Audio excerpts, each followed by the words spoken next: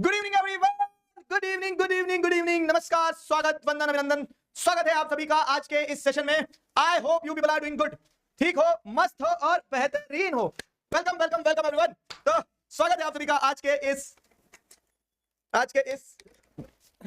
Session में। चलिए दीदी गोली। तो भाई साहब कहानी क्या है, सुनो मेरी बात। कक्षा 10वीं, क्या हाल चाल?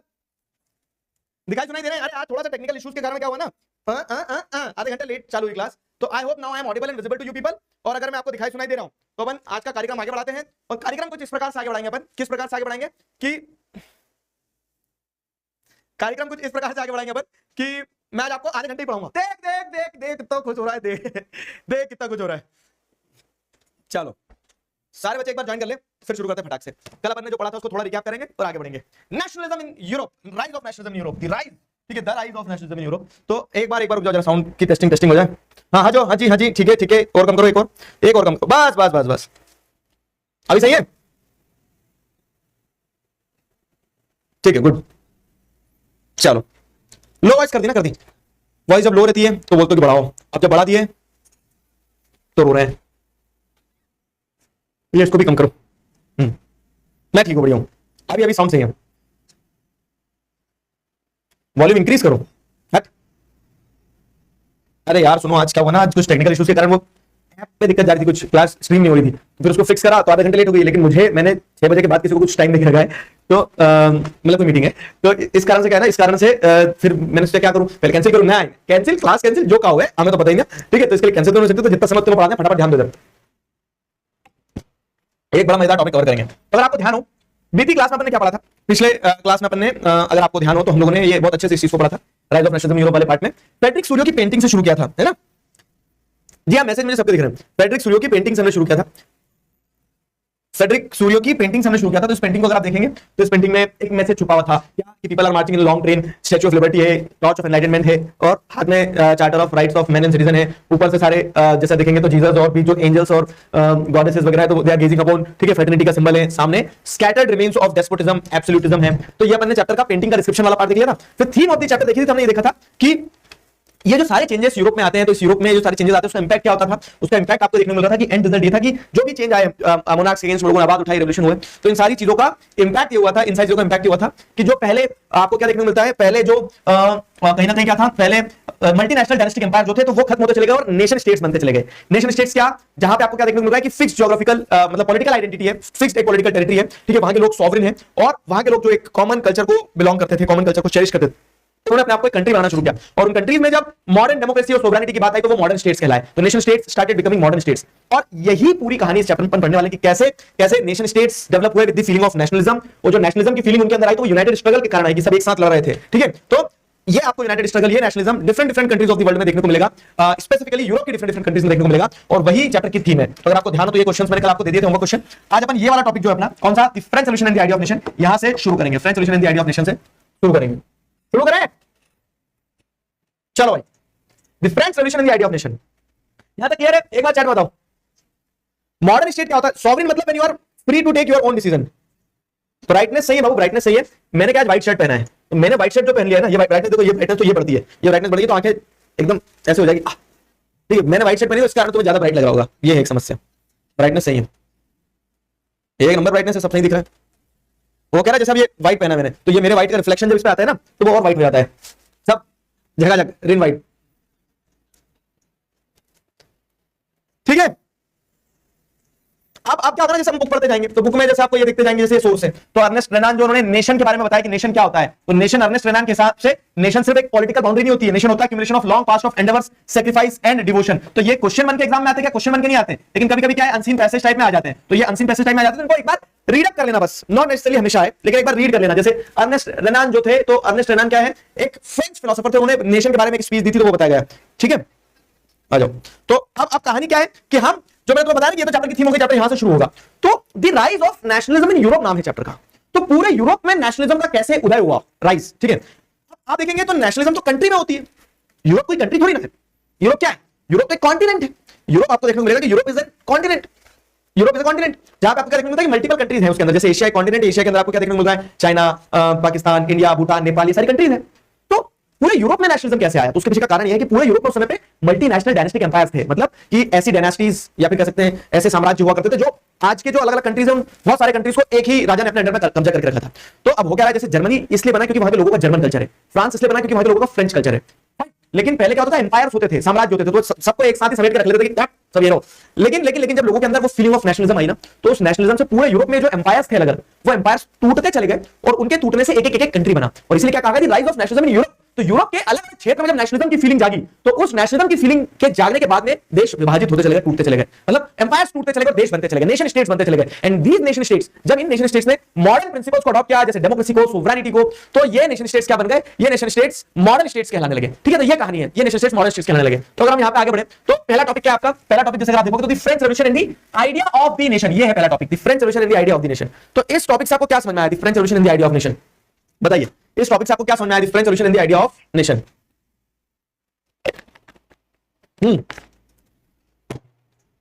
The French revolution in the idea of nation, मतलब फ्रांस में जो रेवोल्यूशन हुआ ना, तो उस फ्रांस के रेवोल्यूशन ने पहली बार लोगों को बताया कि देख बेटा, नेशन इसको बोलते हैं, नेशन ऐसे बनाए जा सकते हैं। तो फ्रांस के रेवोल्यूशन से नेशन का आइडिया इमर्ज हुआ, दैट इज द कांसेप्ट। तो आप फ्रेंच रेवोल्यूशन आपने क्लास 9 में भी पढ़ के आए हो, है ना?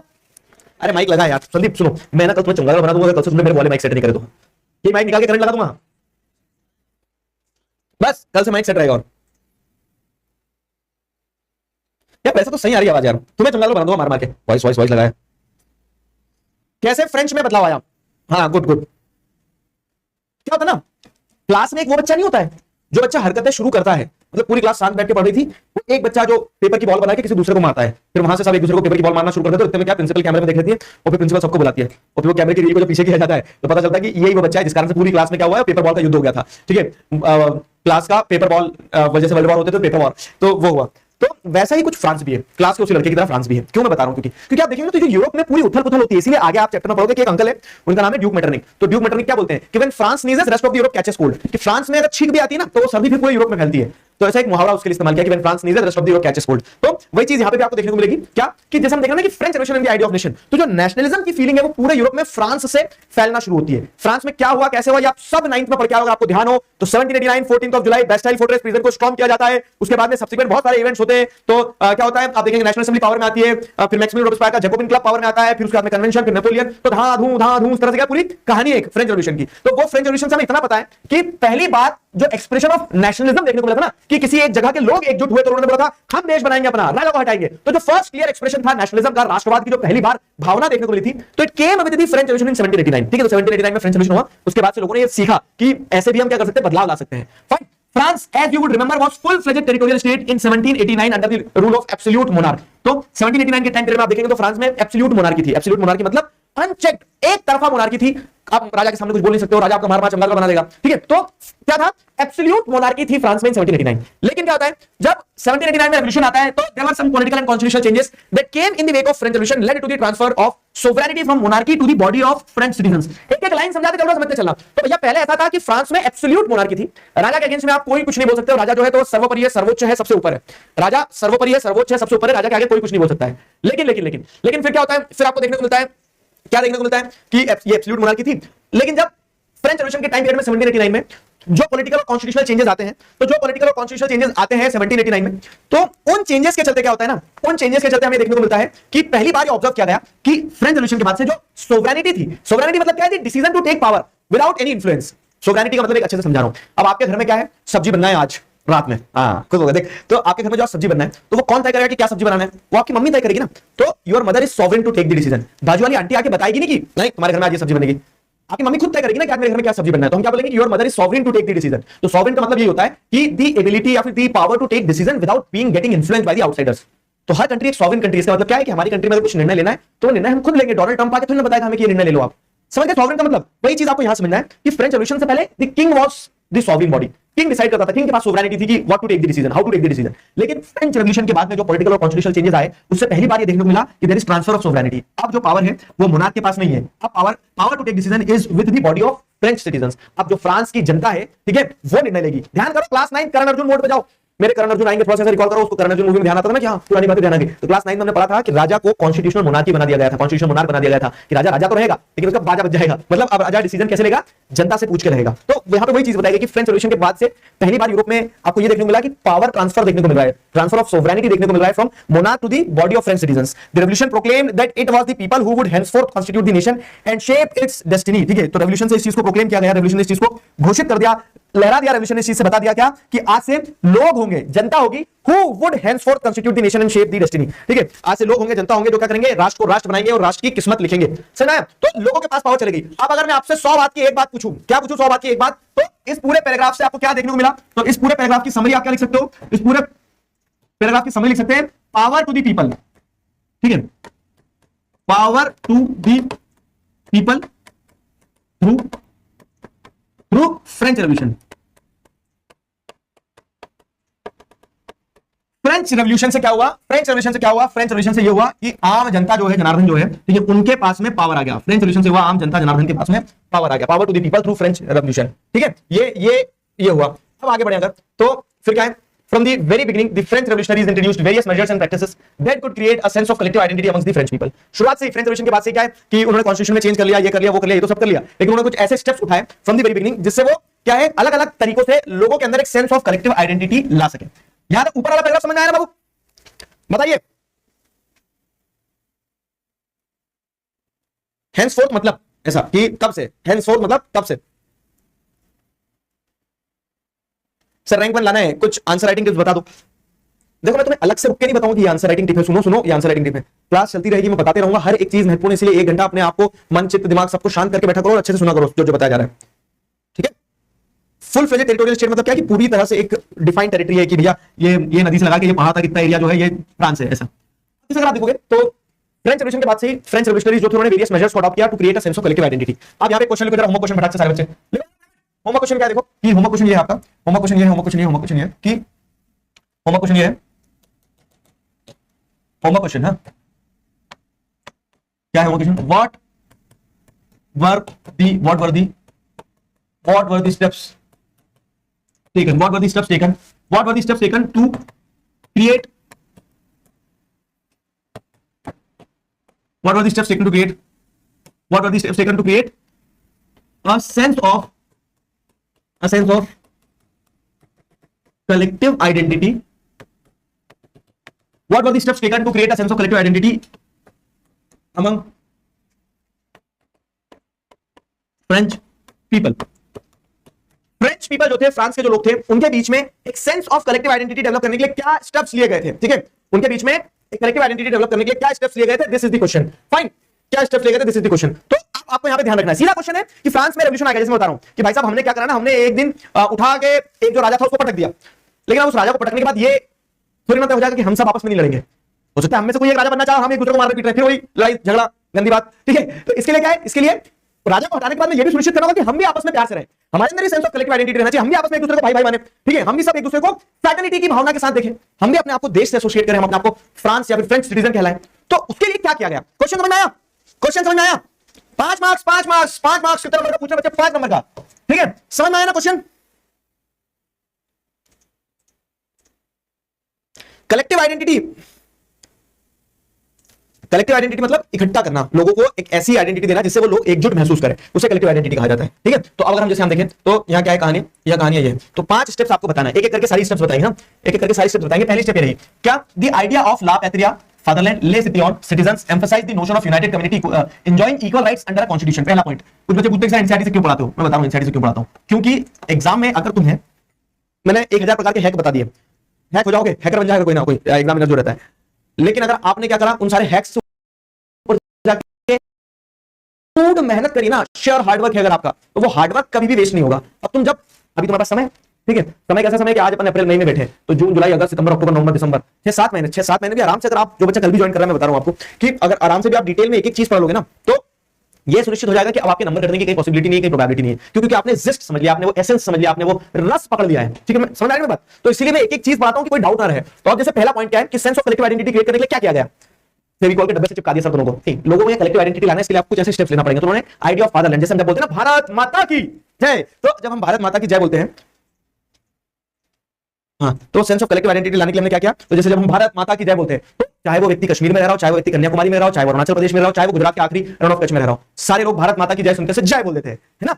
तो केस क्या हो रहा है ना कि ऐसे ही ideas, the idea of la patria, मतलब वो फ्रांस पिता की जय बोलते थे, तो फादरलैंड का कॉन्सेप्ट दिया, पितृभूमि का कॉन्सेप्ट दिया उन्होंने ले सिटी ऑन बोला, मतलब सारे लोगों को सिटीजंस बोला, male female upper caste lower caste first state second state नहीं, सब सिटीजंस होंगे। तो सारे लोगों को मैं भी सिटीजन, ये भी सिटीजन, हम सब भाई भाई है ना। तो आइडिया ऑफ फादरलैंड, ठीक है, la patria and the idea of le city on, इस तरह के आइडियाज को जब लोगों को दिए गए ना, तो this emphasised a notion of united community, तो सब अपने आप को सारे लोग यूनाइटेड मानते थे। This emphasised the idea of notion of united community enjoying equal rights under a constitution, ठीक है। इससे आपको क्या समझ में आया कि लोग इक्वल राइट्स एंजॉय कर रहे थे अंडर कॉन्स्टिट्यूशन, उस चीज को आपको यहां पे दिखाया गया है। तो अ न्यू फ्रेंच फ्लैग, ये पहला पॉइंट समझ में आ गया कि what was done to create a sense of collective identity, idea of la patria and le city on was emphasised to create a sense of unity among the people.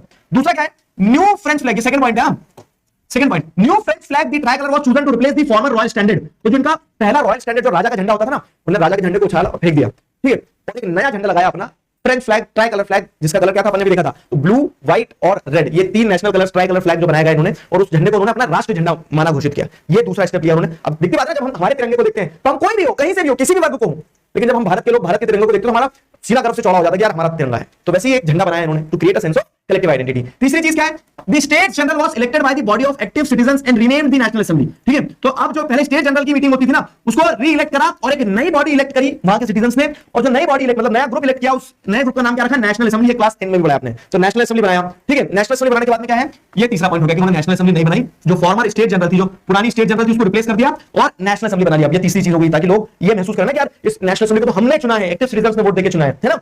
चौथी चीज क्या करी, देखो 5 नंबर का क्वेश्चन है, आराम से बनेगा। चौथी चीज क्या करी, new hymns were composed, oaths taken and matrix commemorated, ठीक है, all in the name of nation. नए नए गीत लिखे गए, hymns were composed, oaths were taken, शपथ ली कि मैं फ्रांस का नागरिक शपथ लेता हूं पूरी निष्ठा और ईमानदारी के साथ में फ्रांस की रक्षा करूंगा। तो ऐसे नए नए गीत बनाए गए, शपथ ली गई, मैट्रिक्स वर कमेमोरेटेड, मतलब क्या कि जो लोग शहीद हुए थे रेवोल्यूशन के टाइम पीरियड में, तो उनको जैसे हमारे यहां भी आज अगर कोई शहीद होता है तो शहीद को हम क्या करते हैं, सलामी देते हैं, श्रद्धांजलि देते हैं। तो ऐसे जो रेवोल्यूशन के टाइम पीरियड में शहीद हुए लोग, उन सभी लोगों को कमेमोरेट किया गया, एक तरह से उनको याद किया गया, उनको उनके बलिदान को याद किया गया, ठीक है। And all of this was done in the name of nation. ये सब कुछ किया जा रहा था राष्ट्र के नाम से। कैसे राष्ट्र के नाम से, कि हमारा देश है, हमारे गीत है, हमारी शपथ है, हमारे शहीद है, वैसा वाला सिस्टम। समझ में आया? तो ये आपका क्या होगा, ये आपका चौथा पॉइंट हो गया। फाइन, पांचवा क्या है, पांचवा पॉइंट है कि एक सेंट्रलाइज्ड एडमिनिस्ट्रेटिव सिस्टम लाए थे। पहले क्या था, राजा था, राजा क्या, राजा बाजा बजाता था और खुश रहता था, राजा को लेना देना था कि कंट्री में क्या चल रहा है क्या नहीं चल रहा है। लेकिन अब इन्होंने क्या किया, एक सेंट्रलाइज्ड एडमिनिस्ट्रेटिव सिस्टम लेके आए, एक ऐसा सिस्टम जो पूरी कंट्री में एक जैसा रहेगा, uniform system of weight and uniform system of measurement, कि नाप तोल सही चलेगा, ठीक है, वेट सही चलेगा, करेंसी सेम चलेगी। तो एक सेंट्रलाइज्ड एडमिनिस्ट्रेटिव सिस्टम लाया जिसको गवर्नमेंट संभालेगी। A centralised administrative system was put in the place and it formulated uniform laws for all citizens within its territory, ठीक है। तो अपनी टेरिटरी के अंदर ही, ठीक है, कंट्री की टेरिटरी फ्रांस के अंदर ही uniform system of weight and measurement लेके आए इन्होंने, ठीक है। इस सबके लिए same system of weight and measurement रहेगा। Internal custom duties and dues were abolished, ठीक है। Internal custom duties and dues were abolished, internal custom duties and dues were abolished. तो अब अगर हम जैसे यहां देखें, तो internal custom duties and dues were abolished मतलब क्या है कि पहले क्या होता था, कंट्री के अंदर ही बहुत सारे टैक्स लगते थे। जब अंदर ही बहुत सारे टैक्स लगते थे तो लोगों को लगता ही नहीं था कि हमारा कंट्री है। अब अगर मान लो तुम्हें, मैं मध्य प्रदेश में रह रहा हूं, अब मुझे मध्य प्रदेश से उत्तर प्रदेश जाने के लिए अगर वीजा लेना पड़े, तो फिर मैं तो बोलूंगा मेरा कंट्री तो मध्य प्रदेश ही है बस। तो हमने अगर कंट्री बनाया तो उस कंट्री के अंदर फ्री मूवमेंट होना चाहिए, मेरा, मेरे सामान का, ठीक है, गुड्स का, सर्विसेज का। तो वही यहाँ पे कि जितने भी इंटरनल, ये पांचवा पॉइंट हो गया सेंट्रलाइज्ड एडमिनिस्ट्रेटिव सिस्टम। छठवां पॉइंट है इंटरनल कस्टम ड्यूटीज, जो अंदर टैक्स लगते थे ना, टैक्स टूक्स टाइप की चीजें, उन सबको खत्म कर दिया। तो internal custom duties and dues were abolished, ठीक है। And a uniform system of weight and measurement was adopted. Uniform system of weight and measurement मतलब यूनिफॉर्म क्या होता है, स्कूल यूनिफॉर्म, मतलब एक जैसा, एक uniform system of weight and measurement को अडॉप्ट किया गया कि सारी जगह एक जैसा system of weight and measurement होगा, कंट्री में यूनिफॉर्मिटी रहेगी, ठीक है। तो ये छठवां पॉइंट। आप कोई बोल मत दियो कि सर 5 नंबर का क्वेश्चन है, क्या क्या लिखेंगे। इसके अलावा एक और सातवां पॉइंट देता हूं मैं तुम्हें, क्या है कि रीजनल डायलेक्ट्स वर डिस्करेज्ड। अब जैसे कंट्री एक बना रहे हो आप, तो एक कंट्री के अंदर एक भाषा बुलवाओगे तो लोग खुश रहेंगे, सारे लोग एक लैंग्वेज से कनेक्टेड रहेंगे। तो जो अलग अलग रीजन में अलग अलग भाषा बोली जाती है, रीजनल डायलेक्ट मतलब लोक भाषाएं जो रहती है, इस क्षेत्र में ये भाषा बोली जा रही है, उस क्षेत्र में वो भाषा बोली जा रही है। तो ये रीजनल डायलेक्ट्स जो थे, these regional dialects were discouraged and French as it was spoken and written in Paris became the common language for the nation. तो रीजनल लैंग्वेज को डिस्करेज किया और फ्रेंच भाषा जो पेरिस में लिखी जाती थी, बोली जाती थी, उस भाषा को एक कॉमन नेशनल लैंग्वेज का दर्जा दिया गया कि भाषा सबके लिए रहेगी। समझ में? तो इस तरह से आपको क्या देखने को मिला, इस तरह से आपको सातवां पॉइंट हो गया आपका। इस तरह से आपको 7 पॉइंट मैंने बताए हैं। अब मैं एक सवाल पूछने वाला हूं तुमसे, बताओ जरा, क्या तुम्हें सातों को 7 मारूंगा, एक साथ मारूंगा, ठीक है, सातों को 7 मारूंगा, एक साथ मारूंगा, जय मेरा नाम। तो ये 7 पॉइंट समझ में आ गए। मदरलैंड ना बोल के फादरलैंड क्यों बोला गया? अरे यार ये तो सब्जेक्टिव चीज है ना, जैसे फ्रांस और भारत माता, दैट इज सब्जेक्टिव। पितृभूमि का कांसेप्ट चलता है, कई लोग अपने जमीन को फादरलैंड मानते हैं, कई लोग अपनी जमीन को क्या बोलते हैं कि मदरलैंड मानते हैं। क्या क्या पॉइंट लिखना है उस क्वेश्चन में? हाँ, ये जो नोशन मतलब अंडरस्टैंडिंग। अरे यार क्या यार लल्लू बच्चे हो यार तुम। नोशन फॉर डेवलपमेंट, वहां जो इंग्लिश होती है, जो इकोनॉमिक्स में नोशन पढ़ा था ना, वो यहाँ पे, तो यहाँ पे जैसे लिखा गया है कि emphasize the notion of united community, मतलब कि लोगों की अंडरस्टैंडिंग होना चाहिए फॉर यूनाइटेड कम्युनिटी। समझे? लेकिन बाद में तो मैरियन बोला गया ना। क्या मैरियन बोला गया? मैरियन वो एलिगरी है। जब एलिगरी का टॉपिक पढ़ाऊंगा तब समझाऊंगा। जैसे कि एग्जांपल के तौर पे भारत माता हमारे जैसे अगर आप देखेंगे तो हमारी भारत माता हमारी कंट्री की एलिगरी है, और हमने हमारी कंट्री को कैसे एम्फसाइज किया है? मां की तरह, मदरलैंड की तरह। तो वो मदरलैंड मतलब कंसेप्ट है we are associating the quality कि ये धरती मेरी मां है, ठीक है, ये धरती मेरी मां है, समझे? एसएसटी ऊपर से जाती है ही इतना खतरनाक सब्जेक्ट कि वो ऊपर ही रहता है, नीचे नहीं आता कभी। तो समय तो बेटा देखो, कुछ कदम मैं आ गया हूँ, कुछ कदम तुम आ गया हो, फिर हम सब्जेक्ट को बहुत आसानी से समझ पाएंगे। तो तुम इंटरेस्ट होता कोई? आज हमने क्या पढ़ा, बहुत ज्यादा दिमाग लगाना नहीं, आज हमने सिर्फ दो चीज पढ़ी कि French revolution and the idea of nation. तो फ्रांस में जो रेवोल्यूशन आया उससे पहली बार ये देखने को मिला, हमें क्या देखने को मिला कि लोगों ने यूनाइटेड तरीके से क्या किया, राजा को चैलेंज किया और पावर अपने हाथ में ली। पहली बार ऐसा देखने को मिला फ्रेंच रेवोल्यूशन के बाद से, power was transferred from the क्या कहेंगे, power was transferred from the monarchy to the people. और अब पावर तो ट्रांसफर हो गई, देश आजाद हो गया, बधाई हो, मिठाई भी बढ़ गई, लेकिन देश को देश बनाने के लिए, देश के लोगों के अंदर सेंस ऑफ कलेक्टिव आइडेंटिटी लाने के लिए क्या स्टेप्स लिए गए? तो क्या स्टेप्स लिए गए? तो उसमें ये स्टेप्स लिए गए। अब एक बार पूरा रिकैप करवा रहा हूं, ये होमवर्क क्वेश्चन है, कल नहीं करके लाए तो चिगारा भाई के आगे अगर तुमने अपना होमवर्क कंप्लीट नहीं किया तो सोच लेना।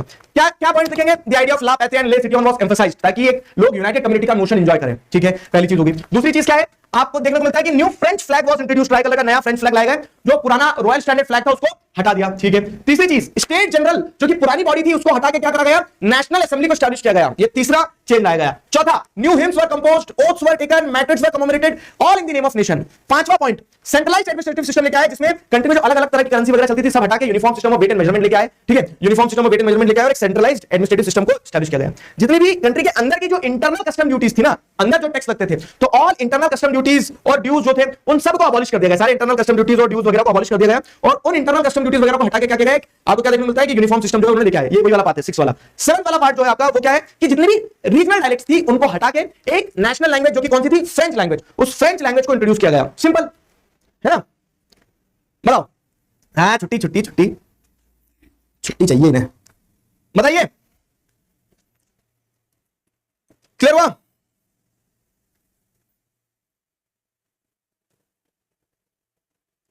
ठीक है। सेंस ऑफ कलेक्टिव आइडेंटिटी का मतलब ये होता है कि लोगों के अंदर एकजुटता का भाव आना चाहिए, कलेक्टिव आइडेंटिटी। डायलेक्ट मतलब लैंग्वेज,